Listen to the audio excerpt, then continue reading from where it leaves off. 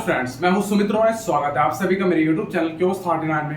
तो आज का वीडियो जो है, ये क्वेश्चन कह लीजिए, काफ़ी ज़्यादा इंपॉर्टेंट होने वाला है। क्लास 10 के बोर्ड के एग्जामिनेशन में काफ़ी हॉट टॉपिक होता है ये। और up stream and down stream ये है प्रॉब्लम।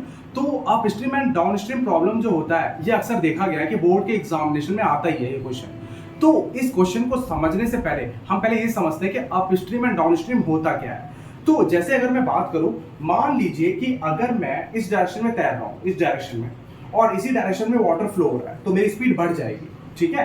तो जैसे अगर मैं बात करूं, कोई पर्सन है, वो इस डायरेक्शन में तैर रहा है 5 की स्पीड से, और इसी डायरेक्शन में वाटर फ्लो हो रहा है, रिवर फ्लो हो रहा है इसी डायरेक्शन में 5 की स्पीड से। अगर पर्सन भी 5 से तैरता है, रिवर भी 5 से बह रही है, तो पर्सन को कितना फील होगा?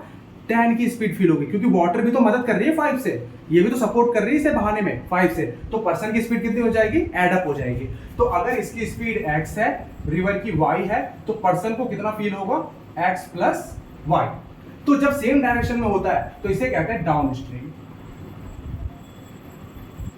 और अगर पर्सन इधर बह रहा है और रिवर अपोजिट फ्लो हो रही है, तो रिवर रोकेगी, इसे अपोज करेगी। जैसे मान लीजिए मैं तैर रहा हूं इधर 10 की स्पीड से, रिवर अपोज कर रही है मुझे 5 की स्पीड से, तो मैं कितने से तैर पाऊंगा? सिर्फ 5 से, क्योंकि 5 का जो है रिवर अपोज करके मेरा सब्ट्रैक्ट कर देगा, मेरा मतलब स्पीड जो है वो लेस कर देगा 5 की स्पीड से, अपोज कर रहा है ना वो। तो यहां पर अगर पर्सन x से बह रहा है, रिवर y से बह रही है, तो पर्सन की स्पीड कितनी हो जाएगी? x minus y। तो इसे कहते हैं हम अप स्ट्रीम। तो बड़ा सिंपल है। डाउन स्ट्रीम में सेम डायरेक्शन में होता है पर्सन भी और रिवर भी, तो इसमें स्पीड एडअप होती है। और अपोजिट डायरेक्शन को अप स्ट्रीम कहते हैं, इसमें जो है स्पीड सब्ट्रैक्ट होती है, कम हो जाती है स्पीड। तो सिंपल है, आपको समझ में आ चुका होगा। आप क्वेश्चन को समझते हैं। एक person rowing at the rate of 5 kilometre per hour in still water. शांत पानी में, रुके हुए पानी में एक पर्सन कितने से तैर रहा है? 5 किलोमीटर पर आवर से। तो ये यहां पर speed of person rowing, person के तैरने की जो स्पीड है वो है 5 किलोमीटर पर आवर। अब हमें निकालना क्या है, पहले वो भी देख लेते हैं। हमें निकालना है स्पीड ऑफ स्ट्रीम, नदी के मतलब बहाव की जो स्पीड वो निकालनी है।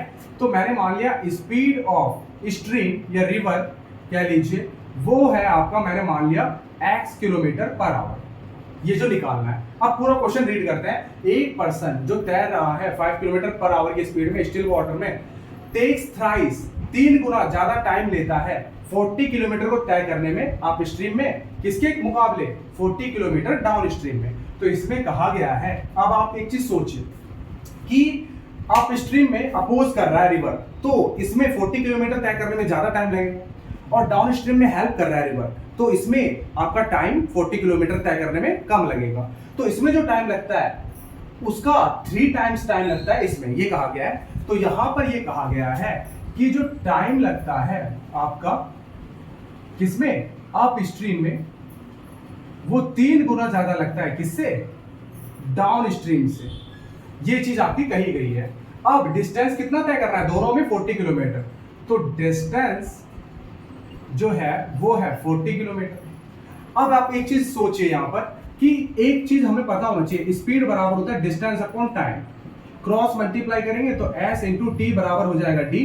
अब यहां से s मल्टीप्लाई में और डिवाइड में, तो टाइम का फॉर्मूला हो गया डिस्टेंस अपॉन स्पीड। टाइम का फॉर्मूला है डिस्टेंस अपॉन स्पीड। तो टाइम अप स्ट्रीम में, तो डिस्टेंस कितना तय कर रहा है अप स्ट्रीम में? 40 किलोमीटर। तो ये आ गया डिस्टेंस और स्पीड। अप स्ट्रीम में स्पीड क्या होती है? घटती है। तो अगर पर्सन बह रहा है 5 से और वाटर फ्लो है x से, तो पर्सन की स्पीड कितनी हो जाएगी? 5 माइनस x। डाउन स्ट्रीम का फॉर्मूला टाइम डाउन स्ट्रीम में कितना लगेगा? Distance upon speed. तो डिस्टेंस तो डाउन स्ट्रीम में भी कितना तय कर रहा है? 40। और अब स्पीड कितनी हो जाएगी? क्योंकि डाउन स्ट्रीम में स्पीड एड अप हो जाती है, तो ये हो जाएगा 5 प्लस x। तो ये मैंने पूरा समझा दिया आपको। अब इसे सॉल्व करते हैं। 40 से 40 कैंसिल आउट, क्रॉस मल्टीप्लाई करते हैं। 5 plus x equal to 3, 5 minus x, तो 5 plus x equal to 15 minus 3x, minus का इधर आके प्लस का, ये 10, x की वैल्यू 10 अपॉन 4, तो ये आ जाएगा आपका 2.5। तो 2.5 किलोमीटर पर आवर ये स्पीड होगी आपकी स्ट्रीम फ्लो की। तो यहां पर मैंने आपको डिटेल में क्वेश्चन समझाया है और काफी सही से आपको समझ में आया होगा। तो यहां पर अगर मैं बात करूं, अगर आपको ये वीडियो पसंद आया है तो वीडियो को आप लाइक जरूर कीजिएगा, और अगर आपका कुछ सुझाव है या फीडबैक है तो आप कमेंट सेक्शन में जाकर उसका भी जवाब दे सकते हैं, तो मैं उसका रिप्लाई जरूर करूंगा। और अगर आप जो है ऐसे ही वीडियोस इंपॉर्टेंट आप चाहते हैं कि आपको अपडेटेड रहे, ये सारी वीडियोस आपको मिलते रहे टाइम टू टाइम, तो मेरे चैनल को सब्सक्राइब कर लीजिए। इस वीडियोस को ज्यादा से ज्यादा जो है वो शेयर कीजिए अपने फ्रेंड्स में, ताकि वो भी इसका फायदा उठा सके। मिलते हैं इसी के साथ नेक्स्ट वीडियो में। Thank you so much.